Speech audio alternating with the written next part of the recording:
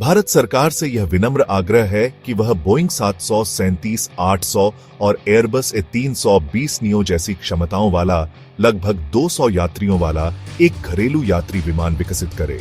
यह विमान परियोजना भारत ईरान जैसे सहयोगी देशों के साथ संयुक्त रूप से विकसित कर सकता है, जहां यात्री विमानों की भारी कमी है। इससे भारत को उद्योग में आत्मनिर्भर भारत मिलेगी, हजारों इंजीनियरिंग और तकनीकी रोजगार मिलेंगे और भारत को वैश्विक विमानन बाजार में स्थान मिलेगा। भारत को फिर से ईरान से कच्चा तेल और प्राकृतिक गैस आयात करना चाहिए, जैसा पहले होता था। इस व्यापार की भुगतान भारतीय रुपये में हो और वह राशि भारतीय बैंकों में जमा रहे। इसका प्रभाव यह भुगतान भारतीय अर्थव्यवस्था में ही घूमेगा, जिससे 2% तक अतिरिक्त जीडीपी वृद्धि संभव है। यह विदेशी मुद्रा की भारी बचत करेगा और रुपये की स्थिरता को मजबूत करेगा। जब ईरानी तेल बाजार में आता है तो यह अंतरराष्ट्रीय तेल कीमतों को 86% तक कम कर देता है। इसके साथ ही ईरान अंतरराष्ट्रीय कीमत से 40% तक अतिरिक्त छूट भी देता है। यह भारत को सस्ते ईंधन, कम लॉजिस्टिक कॉस्ट और उद्योगों को प्रतिस्पर्धी बढ़त देता है।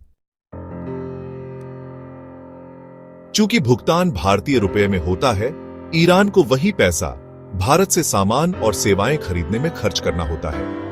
इस वजह से भारत में निर्यात आधारित हजारों स्टार्टअप खड़े होते हैं, जिन्हें भुगतान की गारंटी पहले से होती है, पैसा पहले से बैंक में जमा, जिससे वे सफल होते हैं और करोड़ों रोजगार पैदा होते हैं। जब भारत का अपना यात्री विमान होगा और कच्चे तेल की लागत कम होगी, तो एयर टिकट सस्ते होंगे। भारत में आंतरिक और अंतर्राष्ट्रीय पर्यटन बढ़ेगा और भारत पर्यटन और विमानन का वैश्विक केंद्र बन सकता है। यह योजना सिर्फ एक रणनीति नहीं, बल्कि एक राष्ट्र निर्माण की दिशा में यथार्थवादी और दूरदर्शी कदम है। सस्ता तेल प्लस घरेलू विमान प्लस रुपया भुगतान =अर्थव्यवस्था में रफ्तार, रोजगार में बहार और आत्मनिर्भर भारत का विस्तार।